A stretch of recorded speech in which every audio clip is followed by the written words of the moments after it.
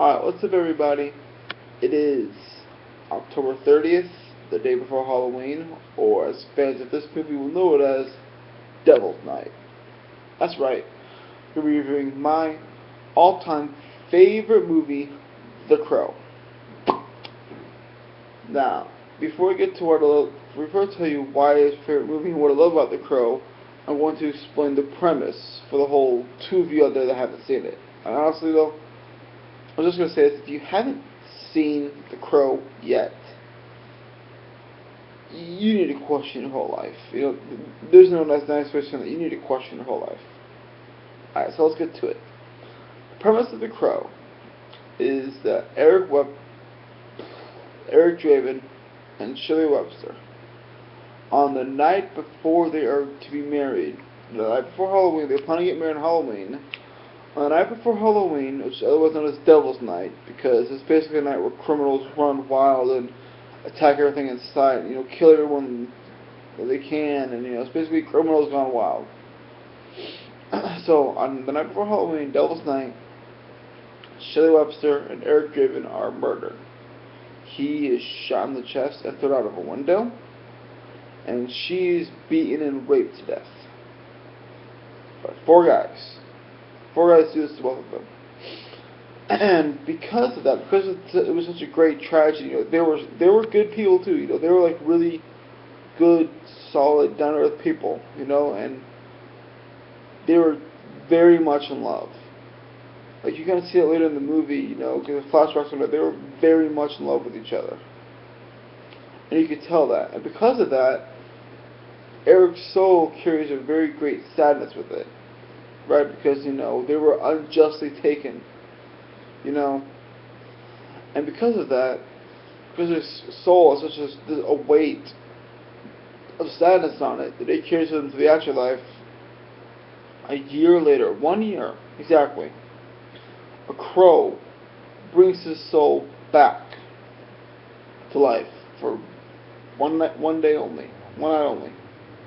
Which, if you are a man whose wife or fiance was beaten and raped, and you were killed, and all you wanted was to fuck up the people that did it, one night's all you really did. So yeah.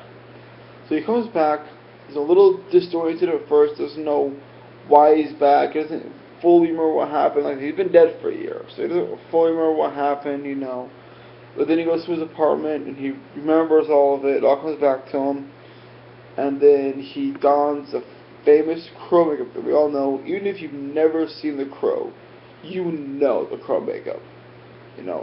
White paint, the black lines, make the lipstick. So he dons all that, gets his black tights on, goes out to extract his revenge. He realizes that he is invincible. He cuts his hands in some glass, and they heal instantly. Nothing can hurt him. So he goes out to extract his revenge, dark vigilante style. Yeah. So he goes down the list, and he kills all of them in really interesting ways. Like he kills Tintin first, then it's Fun Boy, then T-Bird, and Skank. My favorite death personally is the way he kills T-Bird. I mean, I won't spoil it for the whole two of you that haven't seen it, but if you've seen it, you know what I'm talking about. That's a pretty creative death. I thought it was fucking awesome. Alright, so he goes down the list one by one, knocks them off, they jump like flies. But the whole time that this is going on, there is a little girl that him and his fiance used to take care of named Sarah, right? And she's still alive and everything, and she's still kind of dealing with her death. She has problems with her mom, because her mom is let's call her what she is, her mom is a crack whore. Or it's technically a heroin whore, but still. Her mom is a heroin whore who hangs out with all the criminals that killed Eric and Shelley. And so Sarah has problems with her mom because her mom doesn't take care of her. So while he's killing the second criminal, Fun Boy, he realizes that Sarah's mom is there. So basically, he goes to her, gets all the drugs out of her system, and lets her know, hey, you need to step up and start taking care of your fucking kid. You know, she's out there waiting for you, and you're up here fucking criminals and getting high. It's like, you know, the line he delivers is, "Mother is a name for God on the lips of all children," which is a great line. So yeah, there's that element as well, and he's battling with whether or not he wants to see Sarah. You know, it's been a year since they were dead. You know, does he just let her keep living? You know, getting over them? Does he say hi to her? Does he just let her leave by or whatever? And there's a part where he saves her, and she's complaining about the rain because it's been raining for like the past week, and he says, well, it can't rain all the time, and she remembers that because Eric was in a band. He was a rock star, and she remembers "Can't Rain All the Time" being the name of one of the songs. So she was like, Eric?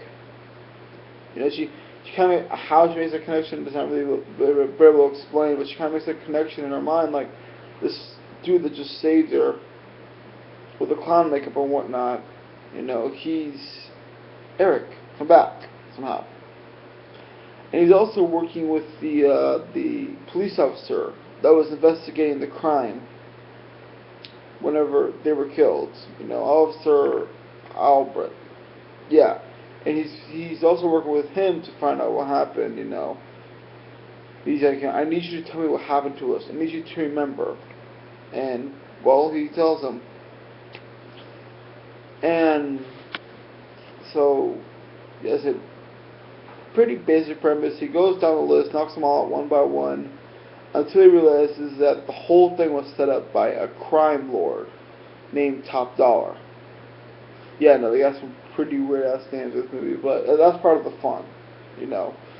And so, and he also realizes that the crow, there's a crow that like follows him around and like, you know, helps him on his revenge. And he can see things that Eric can because he can, like, you know, go in smaller places and whatnot. And there's a crow that helps him.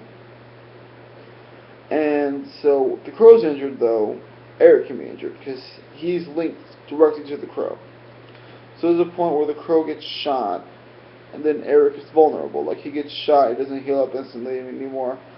So he applies at Albrecht to help him out. You know, this big climax of the scene, you know, Eric's fighting Top Dollar on top of a roof, you know, they're fighting each other.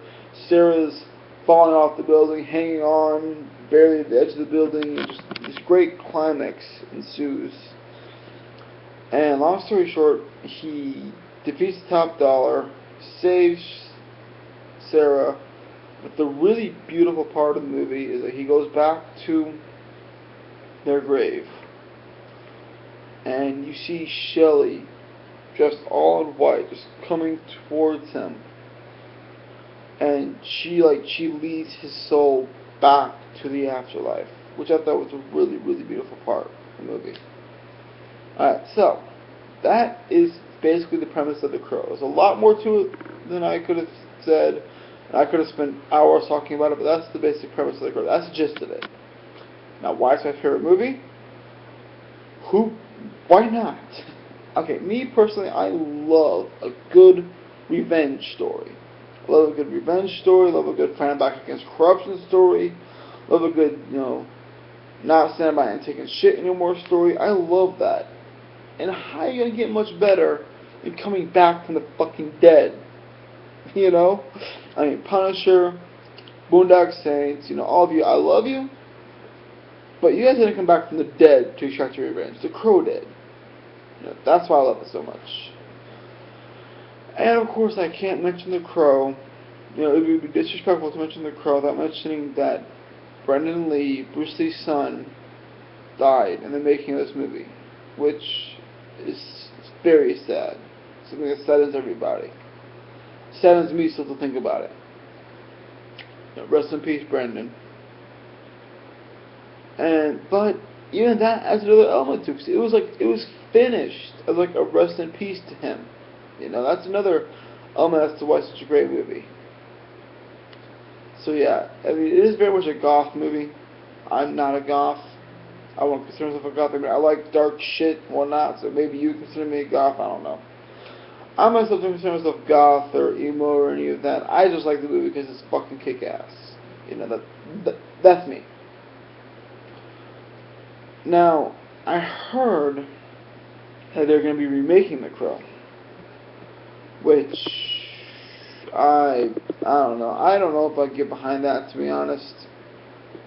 I was just the only way I can get behind The Crow, the remake, is if J. Obar, James Obar, who wrote the original graphic novel it's based off of, which I have to, if James Obar writes the script and either Alex Proyas directed the first Crow, the original Crow, or Tim Burton directs it.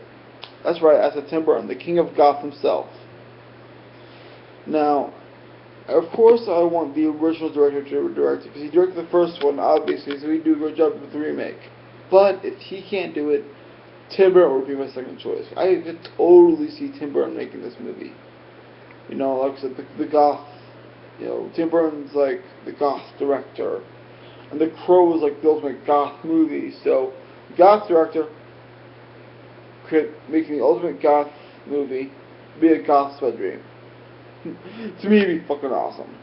I would love to see that happen. Oh, last thing I gotta say, when it comes to the Crow sequels, they're okay, you know. I mean, okay, the second Crow, City of Angels, is just, the movie sucked balls. Okay, think Batman and Robin compared to the first Batman movie with Michael Keaton, 1989. You know how shitty Batman and Robin was compared to Batman. Well, I will say that with The Crow City of Angels, makes Batman and Robin look like the ideal sequel to Batman. It is that bad. It's just fucking stupid. There's just nothing to it. It's retarded. I hated Crow City of Angels. I like The Crow Revelation. I like The Crow Wicked Prayer. Well, Crow Wicked Prayer is probably my favorite of the sequels. It's definitely can't hold a candle to the original, because nothing will ever hold a candle to the original Crow. But The Crow Wicked Prayer was actually pretty damn good. I liked it. Alright, so yes, that is my review for my favorite movie of all time, The Crow. I mean, let's face it, I could sit and talk about this movie for hours upon hours upon hours, but I ain't got that kind of time, neither do you. So, alright. Yeah, I guess that's about it. And everybody get your costumes ready and everything. Tomorrow, I'm going to be coming at you with a review for my favorite Halloween movie. And, alright, I'll be coming at you with another review soon.